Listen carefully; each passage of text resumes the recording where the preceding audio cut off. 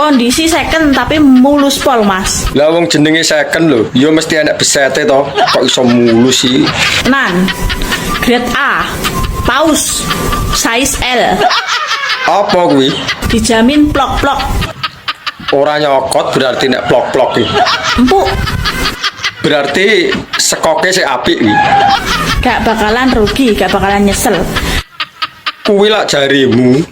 Minus pemakaian karo hati rondok retak wis ngono ae. Lah wong jenenge second lho, minuse ya tetep pemakaian. Lah kira-kira golek bojo sing kaya piye? Mbok menawa aku termasuk di dalamnya. Kriteria suami pokoknya sing penak senukane. Ora sah samar nek masalah kuwi. Lah wong aku lho raja senu.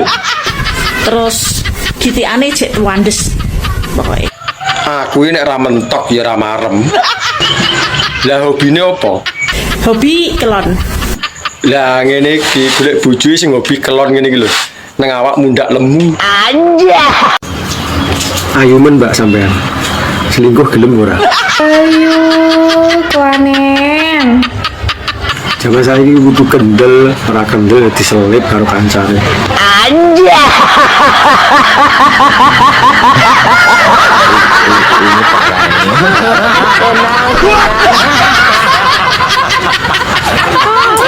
Enten sing komen, "Mbak, nek nyekel mic aja dibekep nggon ndase." Kowe le ngomong ora genah.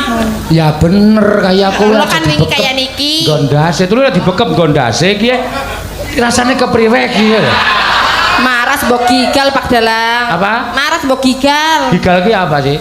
Tiba. Wah, gigal tiba.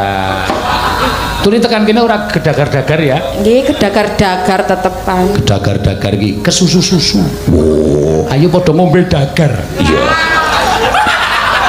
Jenengan remen kedagar-dagar mboten? Wah, keseneng kula anggere krungu tembung gedagar-dagar ki marai antine seneng ngenyonge.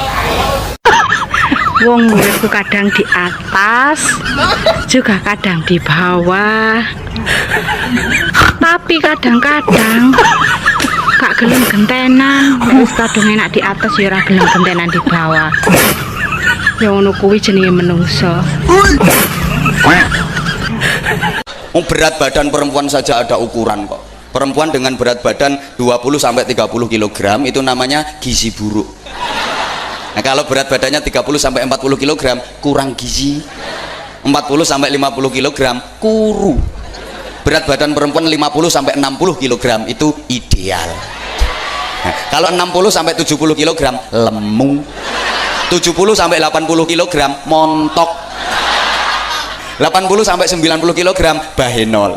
90-100 kg semok. Nah, di atas 100 kg gapuro kecamatan.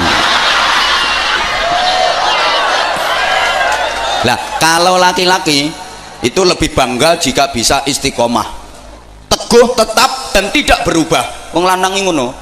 Laki-laki di bawah 20 tahun yang diinginkan adalah perempuan yang muda dan cantik. Laki-laki di atas 30 tahun yang diinginkan adalah perempuan yang muda. Kene mambu ya doyan. Tak omongi aja ngece dume mambu doyan. Sing jeneng tempe bosok kae mambune nek ora jangan ra nggo tempe bosok ra enak. Lah nggih enak apa mambu? Gonamu iki urung bosok. Semangit. Lah iya. Sing penting doyan rasa omong wae. Iki kok sinden iki nek karo kowe kok iki mbok iki cacah siji iki mbok nek karo aku jan le nganu nyilakake ngrekoso nak koso nak iya aja kok iki engko mesti ngudal-udal perkara nek aku latihan tak sugih gule kobis kuwi cerewete tekan ndi nanti wong sing streaminge ngerti lho nek aku streaming ngevlog kan mesti gimana Pak Seno gule kobis dengkulmu mlocot aku ya ming saka cangkeme cah siji iki Nyoto kok ngopo? Aning wingi rak ora. Sing wingi rak gule tenan, iwake tenan tak nganti tak ciduke. Iki lho, iki kubis po iwak, miprate didelokke aku. Ala iwak ping dikeki kok. Kayak sapa? Ning iwak kan wedhus ning dikeki sapa? Sing juragane tenda kae sapa? Kae mbayar ya, Cung. Aku ngene dikeki. Padahal ya meng wangun-wangune ngono lho men kono ketok men. Ya iwak wedhus dikeki. Wedhus ya dikeki, wedhus sak ilarang ya dikeki. Ya. Iki nek dikeprak-keprek ngene iki kan anu kene rada mendesak terus pakune sing kene iki modot tak tok kok kowe rewel. Mula ganti paku, pakune enek yang kena dinggo wae. Piye? Nek tak tanduki ra leren-leren ki ngono wis. Wis teruske, wis. Rasa gagas aku kowe nyanyi dhewe aku mayang dhewe wis.